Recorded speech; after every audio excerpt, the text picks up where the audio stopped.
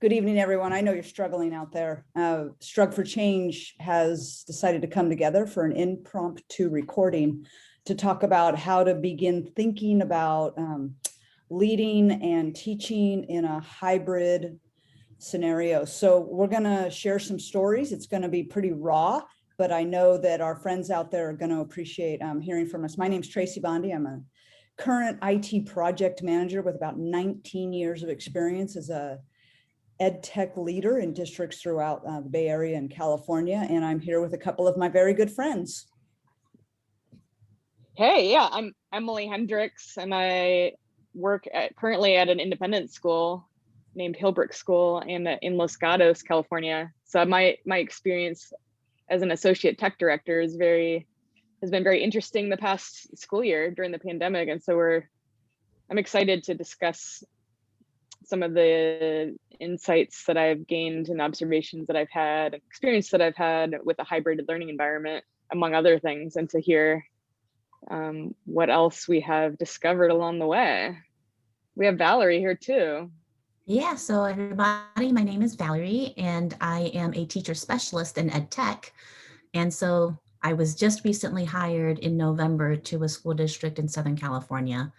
And it's been an interesting experience now, like trying to support our teachers in this new shift, because we are about to hop into some good hybrid concurrent hybrid learning.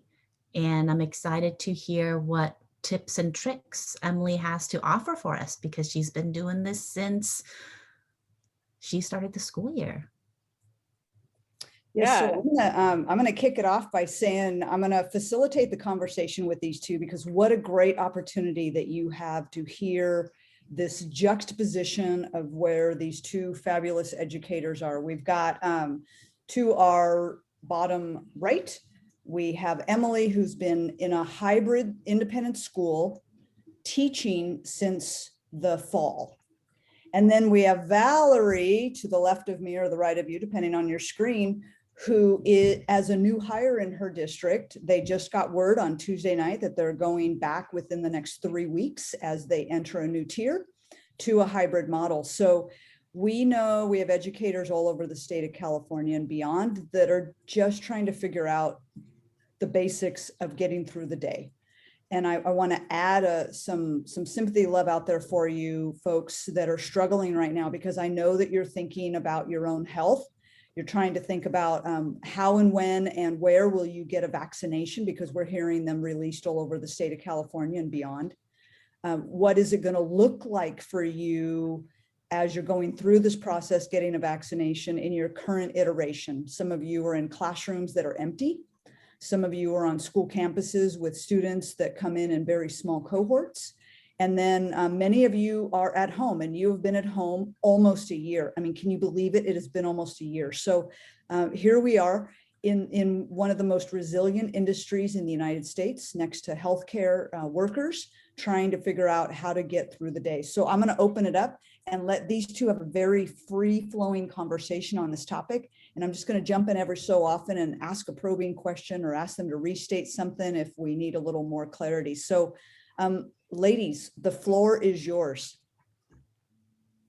Let me start by saying I feel grateful for being an educator at this time, actually. I mean, it's been a very true test of resilience in the sense of having to really embrace your strengths and face fear and be a risk taker. I'm not in the classroom full time, but I'm also an administrator. I'm the associate director of technology. So I've been in a few different roles this past school year, and it has been quite a ride. I wasn't a decision maker, you could say, like a final decision maker in preparing our school and labeling our school as a hybrid model school for the year. However, that we had, for those of you that are in schools that don't have as much like teacher involvement in planning, or any teacher involvement in planning bigger decisions for the school, it's a very frustrating feeling.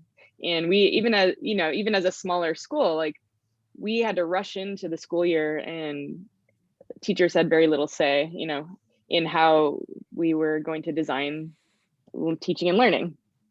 And so from a broad view, I was kind of in the middle of both parties. I wasn't really in the deciding group of what decisions were made, but they had to make them very quickly.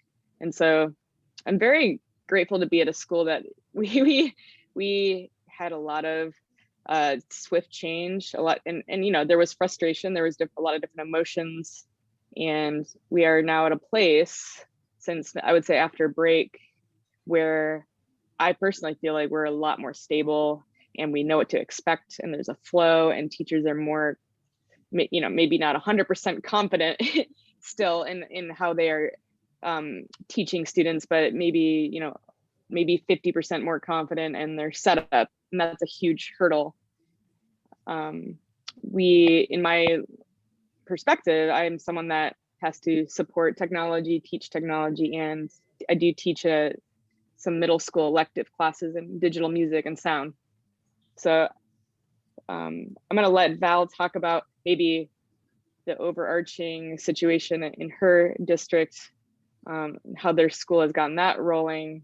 But I will say, there's no perfect approach in our school. We had a lot of, as I mentioned, a lot of emotions, people having to grapple with huge changes and me being on a tech team of 2, having to design a way to get everyone there, which I can talk about in a little while. But Val, what are your insights on what's happening in your world right now? So currently in our district, we do have tech learning pods. So we do have groups of students going into school. They're small groups of 10 students or 12 students, and they have an adult who is there with them. And so these kiddos are on campus at a desk behind their little shields, right? And they follow their teacher's online course, or they follow their teacher's class online, and they have the adults supervision and also assistance if they encounter tech issues or connection issues or whatever it is. So those are the kiddos who do need to, those are for the parents who need to go to work, and who need to have a place to send their kids for school. And so on Tuesday, it was announced at the board meeting that because of Janice Hahn's, she is LA County's supervisor, because of her announcement that California, or that Los Angeles County is ready to go back, the decision was made that we were going to go back. And it came as a shock to teachers and to some parents. So we are just trying to grapple with the emotions that we're all feeling, because not all of us got vaccinated yet either. So there was this whole idea where, maybe we would be more ready if we were vaccinated, or if all of us were vaccinated, and then we get to head back. I think we're just really dealing with the shock right now, and teachers are trying to deal with the emotions of, okay, so what is this hybrid, this concurrent hybrid learning going to look like? Because some of them had just gotten used to, teaching online. So it's tough. It's super rough. And so I think pedagogically speaking, it's going to look different. I'm talking to some colleagues. They're like, well, what should I do? I was like, well, I watched a webinar from Michael Flynn of Mount Holyoke, and he kind of broke down what could happen or what should happen, which is where I got the idea of having omnidirectional mics in the classroom. So then it's one tool that could capture everybody's voice, so that the kiddos who are online will be able to hear what the students in the classroom are saying, so then they still get to participate in this conversation, right? And so the setup that we have is, okay, so we have this microphone that's going to capture everybody's voice. And then the kiddos who are online, their voices are going to be on speaker for everybody else, so that, I mean, they have learned to be on mute, right? And then to unmute themselves when they're going to speak. So that way there can be this open communication.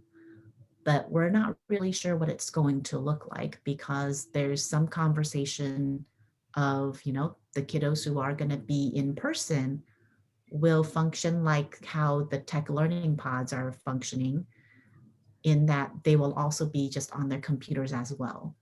And the teachers can teach from a corner of the room, behind their screen, as if they are doing a virtual lesson.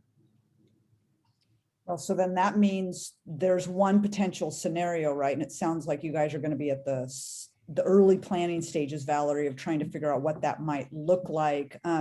Emily, from where you guys began to where you are now, I'm wondering if it would help our listeners for you to actually walk us through a sample day. What's the day begin like? Because I feel like I'm hearing from a lot of teachers and seeing a lot of posts on social media that folks don't even know what this is going to look like, let alone what's my part? How am I going to work this out? So Emily, you've been obviously doing this for a while, and you guys are an independent school with a lot of buy-in from staff, even though they were probably pulled along begrudgingly. So what can you share with the listeners about the actual logistics of what a day looks like at your school? Sure. So we have a model where there are about, we gave a choice to families if they wanted to be on campus or not. So we have because there are about, I would say 25% of our students learning from home, we had to decide early on that every classroom or every cohort, which is about 10 to 12 students, receives a Meeting Owl Pro, which is a device that it includes a 360 camera and a 360 microphone, as well as making sure that every classroom had a way to connect by cable to a TV, which we use in every room for a display. And we had to think about a lot of logistics up front, which I'm sure a lot of schools have already done. We had to do it pretty quickly by, figuring out, okay, we need to actually tweak our network a little more with our IT consultant, make it as, the fullest bandwidth possible for teachers, especially in their devices, to be able to stream the proper content to those students that are in person and at home. We had to, push an app through Cisco to do a firewall, for students that are at home to have the same web filtering, things like that. We had to do a very quick turnaround for iPad deployment. I had about 2 weeks to set up all iPads for every single student, even though not every student would take them home in the past. And so we had to make sure that these things were in place to make it easier for when teachers were teaching, right? So like we made sure that every single student had an iPad that they could take home with them. We developed two main tiers of learning. So if we were to have bad weather, or like earlier in the year, we had a lot of smoke from the wildfires in our area. Mm-hmm. If we had to change really quickly, then we would have a way for students to quickly learn from home. Like if we had to say like, okay, everyone's learning from home, we had that set. So those are that was the priority, was do we have the infrastructure both for just all in person or all at home or hybrid, right? And so after having that in place, so our day, so you could say a day looks like every single person at Hillbrook has to kind of log their current health status through. We use something called Magnus Health. So we all do a health screening before we go on campus, and we arrive. Our schedule is pretty much the same as far as start time, but we had to stagger that. So the younger kids start a little bit later, about a half hour later. And everyone is in a cohort, so they all have to report in person if they're on campus to a specific location. They don't stop anywhere before they go to class or anything. They're just like, they go right to their first location, wherever that is, whether you're in an advisory as a middle school student or your homeroom. And, we had to have the lower school head create very specific schedule blocks for those virtual learners, so that the younger kids would have a very clear way on their calendar to just click on a link and be in homeroom, or click on a link and be in 2A science, or and that's all there visually for them, which took a lot of work. And we had to coordinate these, so we had to log into every single lower school iPad basically and make sure they were logged into their Google account, so that they didn't have to do that right away, like after they pick up their iPad. Every school is going to have a different approach to like what will make it easier for students depending on their age bracket, but that was our decision. So we logged into as many accounts as we could beforehand, especially for the lower school.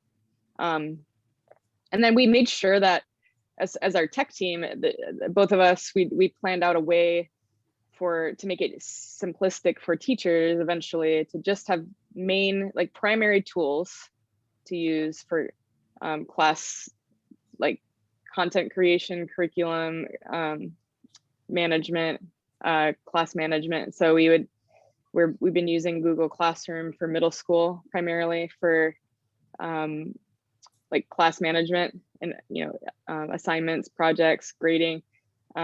We've been using Seesaw for lower school, and so having main platforms that are familiar, that are used every day. We do have like our school website and database systems have remained the same through Blackbaud. That hasn't changed. And then then we created an asynchronous website using Google Sites, because we knew that teachers were going to have to just rush into this. They only had about 2 weeks to just like start doing it, kind of like Valid with your district having only 3 weeks. We're like, okay, we have like a couple days. Let's put like some videos that we already have and make some new ones, and just make a bunch of tutorials that are relevant in different categories to what teachers might need to know, like how to set up the Meeting Owl Pro in like 3 or 4 different scenarios, like thinking of my teaching as a different camera angles. Am I just showing my screen? Am I showing just my face? Do I need to show on the classroom screen like what other students are working on using like an interactive like Google slide deck and a grid view? Do I need to, or do I want to have the camera on the rest of the class, like with the 360 camera? Because you may not always need all those things, right? And so I think the key though is having asynchronous resources for those teachers that do want to see a video like over and over again, and giving teachers options on how they would like to be supported. We are also using Zendesk, which is a ticketing system. So we get a lot of tickets, hey, can we meet for 15 minutes on Google Meet to just go over like with screen share, like what I'm doing and what might I need to change to make it easier, or maybe I would meet in person with them in between classes, because it is complex. There's not like one cookie cutter way to do it. Some teachers are going to be more fluid with like certain workflows after watching one video, and some teachers might need to try it out like with you kind of on the side, with me on the side guiding them for like maybe a few different times. And the tricky part with that too is that we can't be as present as we normally would as a tech support team. I don't feel safe like cross pollinating into different cohorts, right? I try to keep it to a minimum. So that's why we are also trying to assume everyone is capable. We're all capable of doing things that we don't think we are, right? Whether it's someone on the admin faculty or a student. And so we're really trying to use my support skills and my own philosophies around it, where it's about the people, not the devices. What do teachers need to feel and to hear before we even get to the the solving and the tech setup, right? And I think that's very, very important for especially administration and tech support teams to know and to learn, is that it's not about just like, here's what everyone needs to do. here's the one tutorial for that, and we expect you to know that in 4 days and have it be like successful, you know, and success is going to be different for every teacher in every classroom. So it's more of a fluid. Oh, I see that you've tried, like, I see that you're like, it's difficult for you to run the meeting owl in your classes because you're streaming to another class on campus and you're getting a weird audio noise and like you're juggling between 3 devices. Like that's totally complicated. I get that, you know, and helping teachers figure out what they need to do next without telling them what to do next, right? That's super important, especially when there's emotions involved through this traumatic scenario. Right. So for our school, and I've had to teach my boss a lot of things about supporting teachers virtually, you know, just philosophically. Not everyone needs to see the 11 steps on how to do something or needs to know like all the details about why our network, it gets cluttered. Like, you know, the other day, I love my boss, like we work really well together and we teach each other a lot of different things and give each other feedback, you know, but, you know, someone was like, what, well, I'm trying to think of what the original issue was. Oh yeah. So, you know, we have a system where some classes are broadcasting to other classrooms, right? So you have kids in each room, but the teacher is in one room and sometimes broadcasts to like 3 different rooms, right? And which works. And it, you know, sometimes glitches happen. And so she was getting a very like foggy, like blurry looking view on the display every time one teacher showed like a presentation through Google Slides, right? And so you get one sentence. My display looks blurry every time this teacher has Google Slides. What do I do? You know, and you know, my boss like just put, you know, he's like, this is our network, like 2 paragraphs. I'm like, we need to be careful about like connecting to the right access point. Like he might as well have said like, why aren't you connected to the right access point? Duh, you know, and I know he didn't mean that at all, but in the language, it is, you know, in my mind, it is absolutely like counterproductive if you want to transform education to make teachers feel bad, you know, and that is the #1 thing, especially if you're starting in 3 weeks, Val, in your district, is like, how do we help teachers feel empowered? Whatever that means. And if that means you have to make some videos and also offer some like Google Meets or Zoom Meets with teachers one-on-one, or if that means creating custom video tutorials on the spot for teachers, like, to me, it's so much, and that's how we do it at our school. I mean, we have an asynchronous website, but who knows how many teachers actually use that? Maybe like 30%, you know, but we can't just get everyone in a room and we can't use faculty meeting time to guide everyone through how to use like Seesaw, right? They do have to jump in and they need to have a variety of resources and ways to reach out. So our day is like super flooded with schedule and we don't have time for a lot of professional development during the day. So. Right. So you have teachers and you just, I'm going to unpack it little chunks at a time. You've got teachers doing different things. So it sounds like you've got some teachers that have a chunk of kids in the room and a chunk of kids at home, and they're trying to manage 3 to 5 different pieces of technology to create this experience for everybody, right? The people in the room and the people at home. And then you also have some examples of teachers that are teaching across 2 to 3 classrooms on one campus. So have you guys, have you begun to explore or master the concept that you share the teaching responsibilities between rooms? Is that kind of that concept of I'm broadcasting across 3 because I'm really good at this thing? Or am I doing that broadcasting across 3 because there's only one teacher for the 3 different rooms? Tell us more about that. a couple years ago, they decided to try doing more integrated classes between history and English and science and math. And before the pandemic and everything. And so they developed in the middle school, like these more like block scheduling in some ways. And so the teachers that are broadcasting to other rooms are teachers that teach. Technically, they would normally teach in a regular school year, maybe 60 to 80 students, the same kind of content at different times during the week.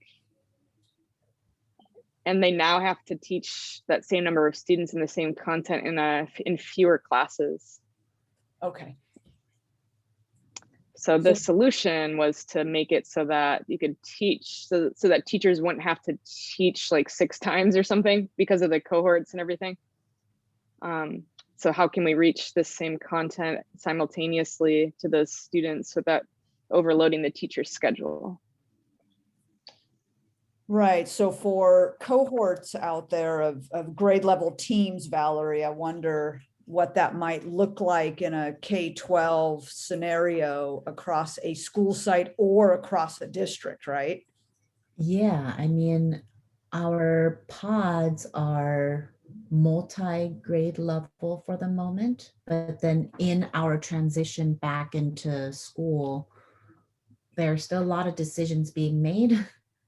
And so I think it's the kinks that we're still trying to work out right now, which is why we haven't shared what the schedule would be like with the parents or with the teachers, because we're still trying to find the best situation or the learning situation for in-person and hybrid instruction. But ideally, the teachers who are, they would be teaching their own class. And whether it is in person or online, like the kiddos who are in person, they would, they are in person with their normal classroom teacher. At least that's the plan. As of today, right? You guys have as of today. As of today, there's going to be more planning, but I am not I don't have that information as to what that will look like, but my understanding is that the teachers will be with their own class that they started off with at the beginning of the year, at least at the elementary level. But the middle school and high school level, it's, you still have your normal scheduling, right? 50-minute blocks, Mm-hmm. yada, yada, yada, except now you've got people in the room and then a bunch of people at home. Yes. And then you'll have situations where you're going to have teachers that are going to stay at home. Because let's be honest, not every teacher in every district is going to come in and teach in their classroom, even though they're being requested to do so. Right. Because they just simply don't feel safe to come back and teach in the classroom. So the question then is, who will be supervising these students who are there?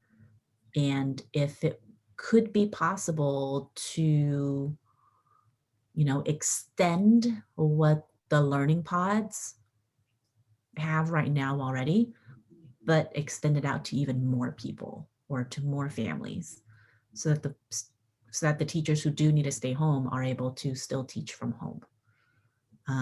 Right.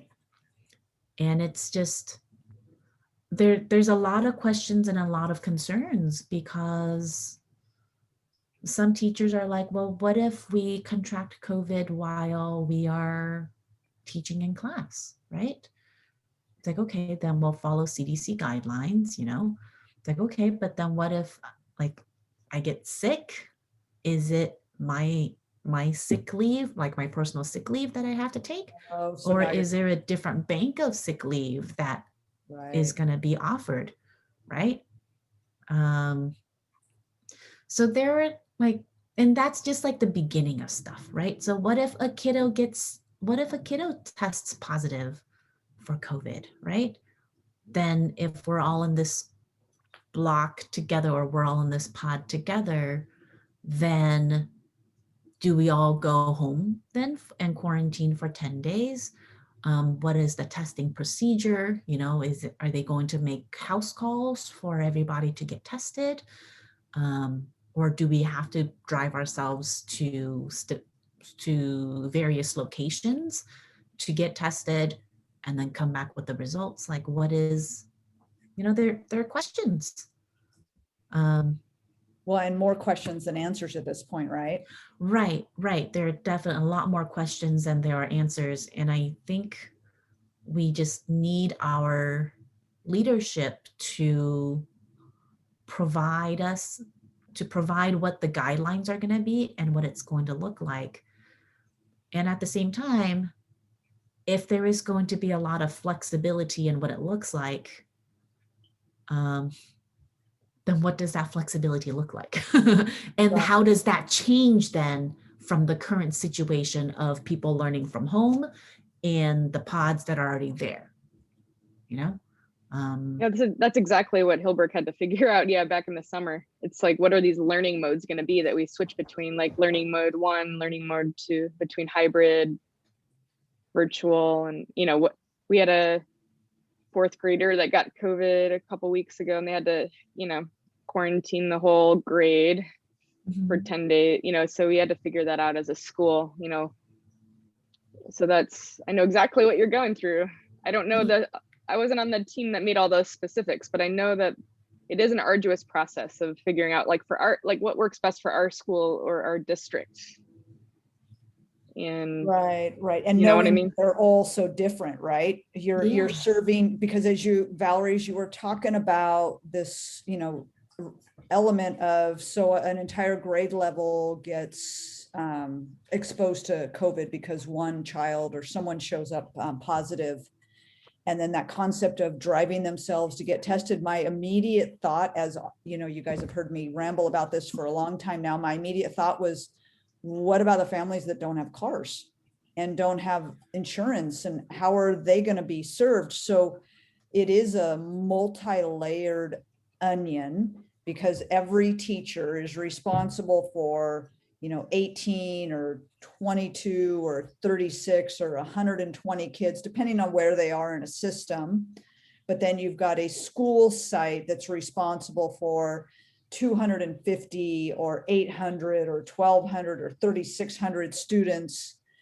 And I think there's no one size fits all, because we've seen that already, right? As we've heard these stories of every classroom, every district, every school trying to approach the way they deal with their communications differently, the tools that they use, the hardware they have access to, how robust their network is, their parent community, the students they serve.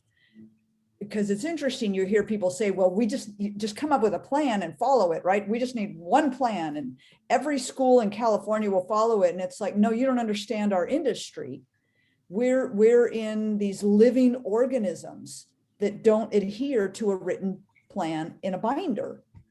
So I was wondering, Valerie, as you were talking about the planning stage, and Emily, chime in if this happened with you. You've got a lot of people that are doing their different pieces, right? The HR teams will get together, the maintenance teams will get together, the administrators will get together, and then these grade level teams to talk about the approach to this, solving this problem from their area of expertise.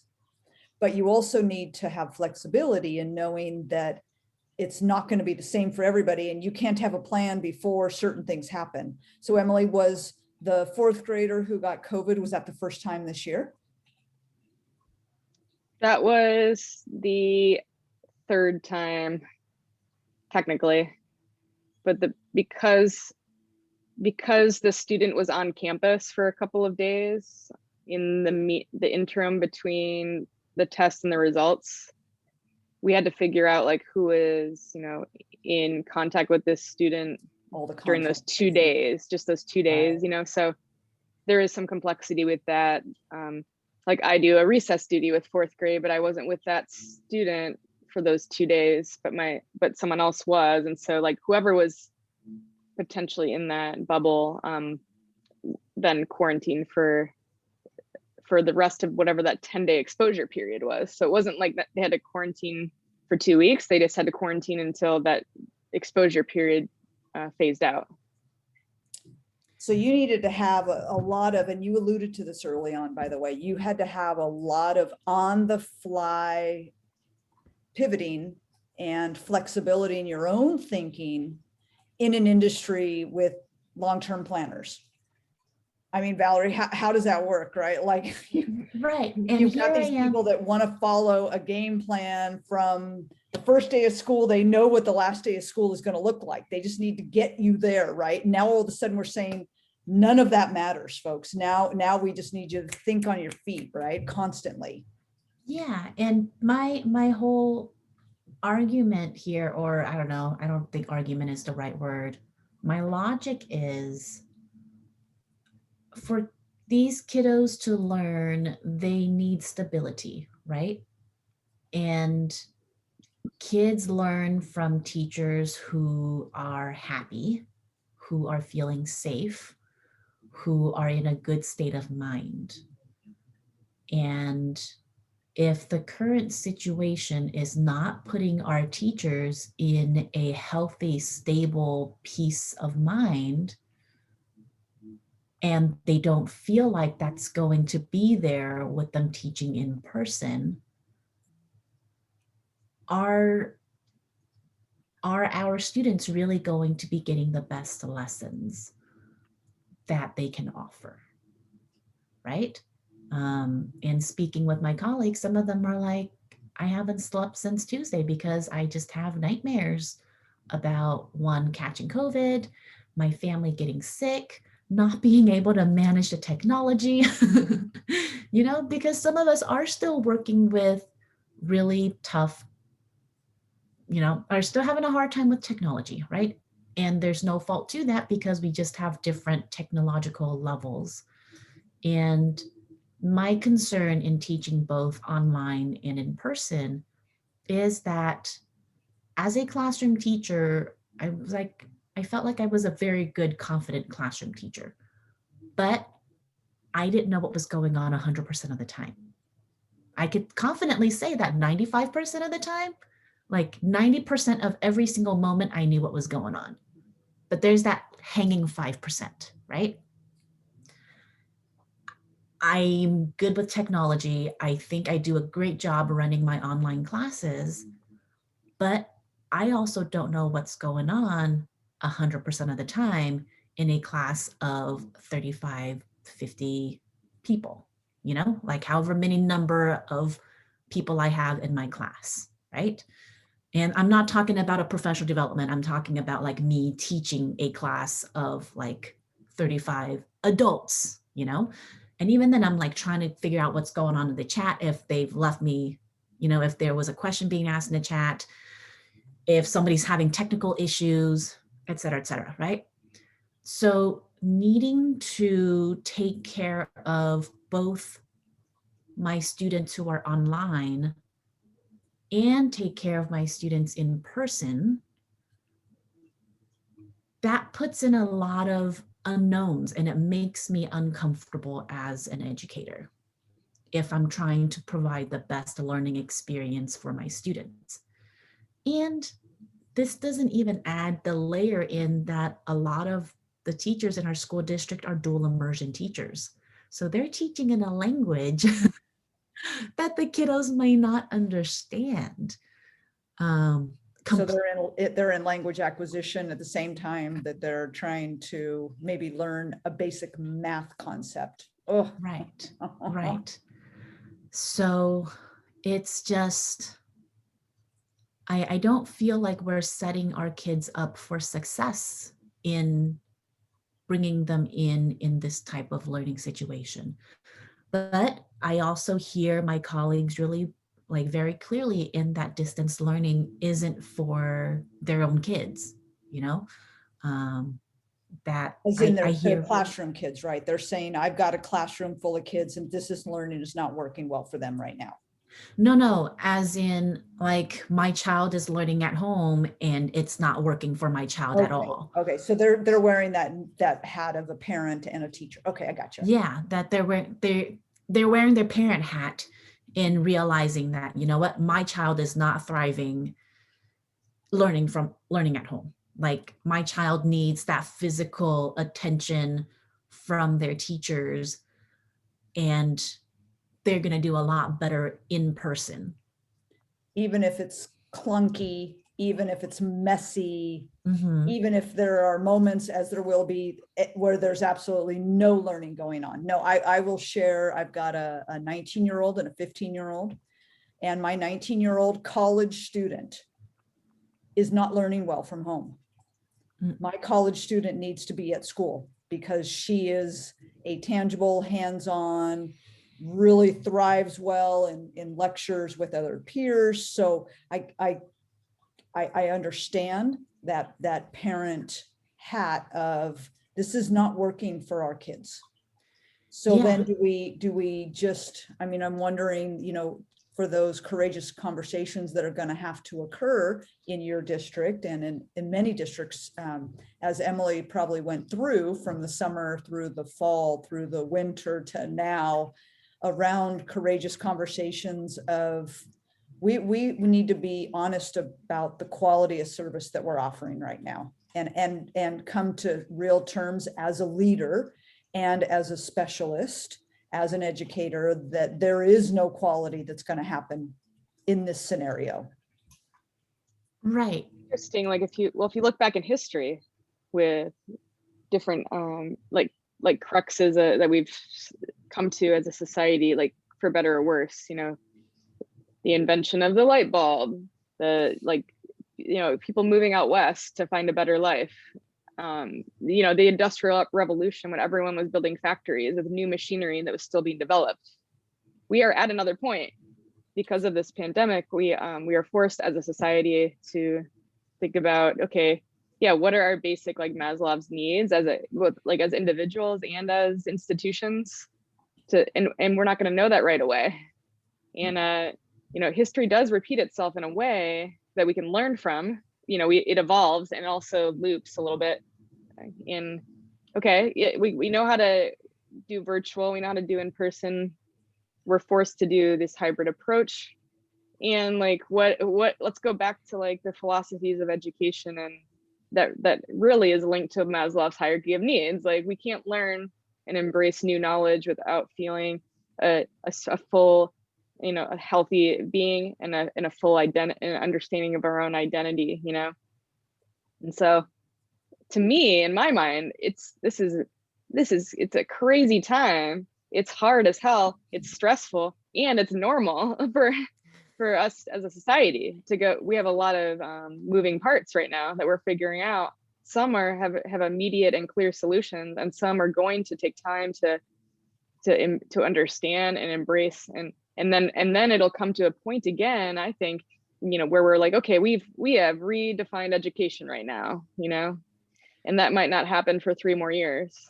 Right. It's not going to happen right now. Right. But I also feel like this is a really good time to actually reevaluate what we're doing in education, right?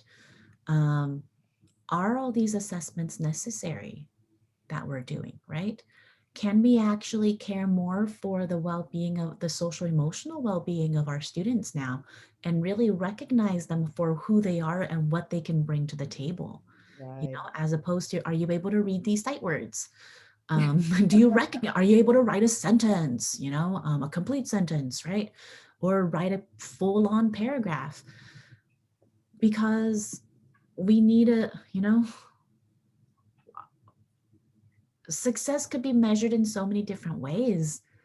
And maybe this is also time for us to reevaluate how we're measuring the success of our kids. Like, isn't overall happiness success, right? Getting straight A's and then committing suicide, I don't know. I would rather these students be living. Like, I don't know if y'all read, there's been all these news articles here and there. about students who have committed suicide because of COVID or because, of just not doing well in this current situation, right? And maybe we can put our curriculum or curricula aside for the moment and really just focus on the kids. I strongly feel that if we're able to show our students that we care for them in this situation, learning will come. They can all, and if we give them this idea, like, what, we care for you and we're going to learn together, we're going to do things together, and just give them this curiosity to want to learn, then we're setting them up for success, for like wanting to be at school.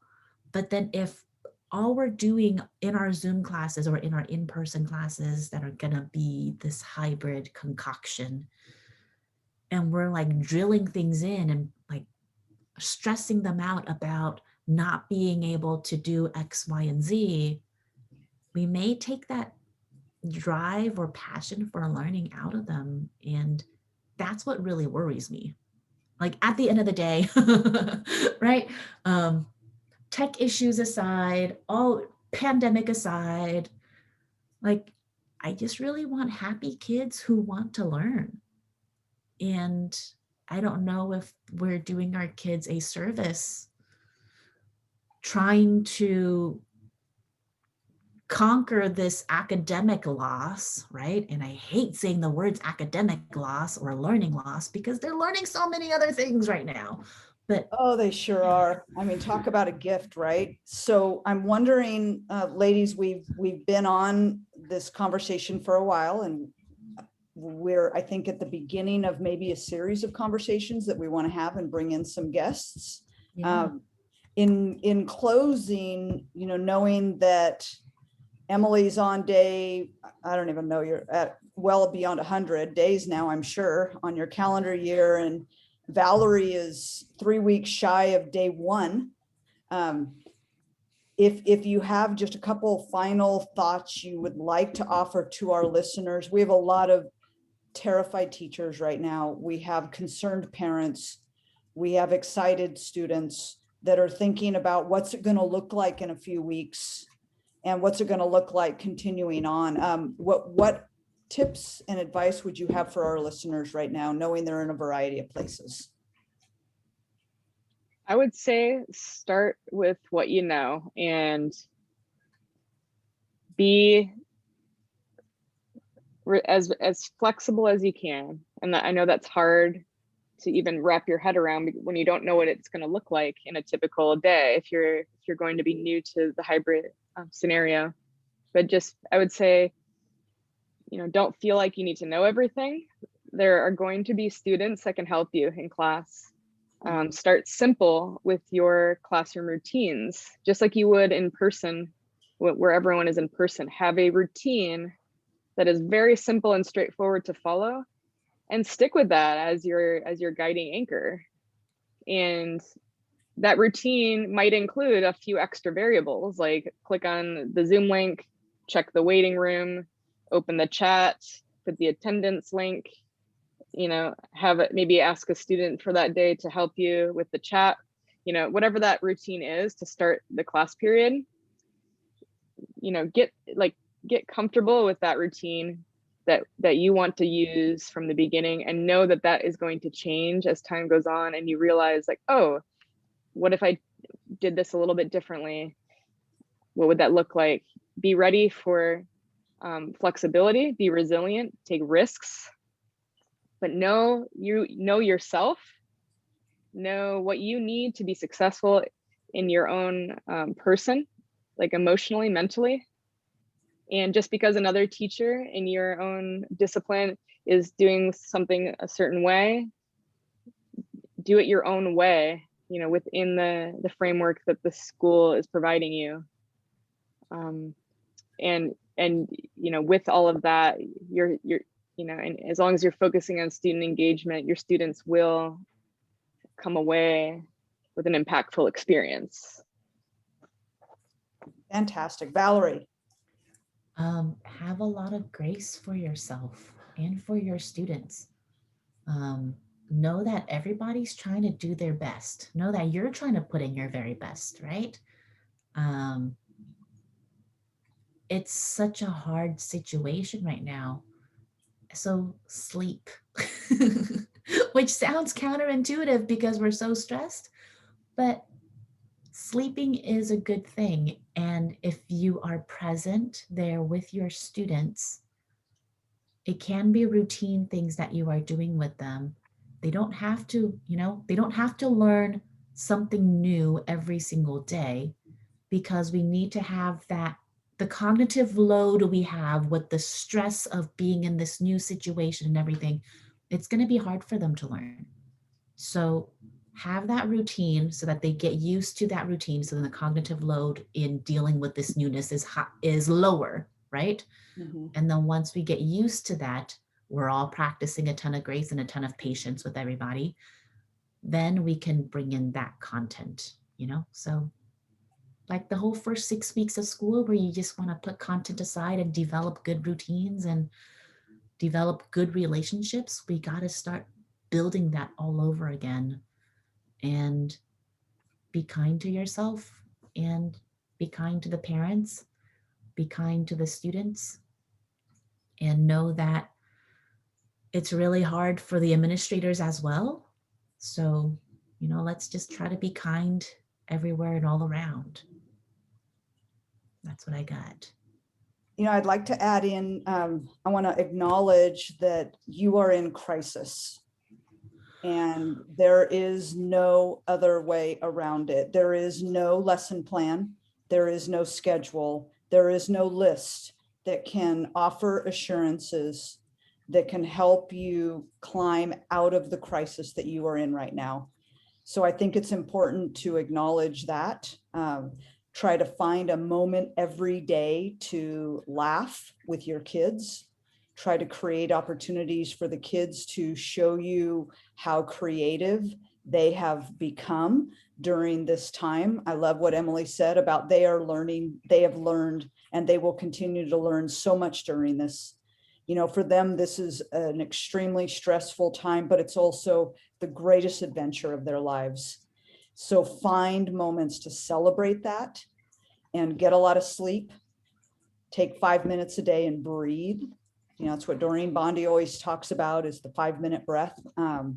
And don't be afraid to say, I don't know, because there's going to be minute by minute, day by day that you're just not going to know. And that's going to have to be okay. You are in crisis. Do the best you can to hang in there. I think we're going to maybe have more guests coming up on this topic. Valerie's planning on doing some planning as a district tomorrow. I'm hoping this podcast gets dropped tonight, because I think there's an urgency on this topic. And I can't wait for another check-in real quick, and maybe we can get a guest on or two. I'm super interested in getting people that are actually in the trenches in front of our listeners. No more experts, no more, state level or country level PhDs who aren't in the classroom talking about what teachers should be doing. That's pissing teachers off. Teachers want to hear from teachers. Teachers give teachers. Teachers take care of teachers. So we need teachers. So if you are interested in sharing your story or just getting on and saying, I'm unraveling, I need help, don't hesitate to reach out to us. You've got all of our different digits. We'll put it in our show notes. So I think, are we good? Is that, in a summary, is that the Strug for Change mission? That is. All righty. All right, everybody, take care out there. Bye. Bye, everyone.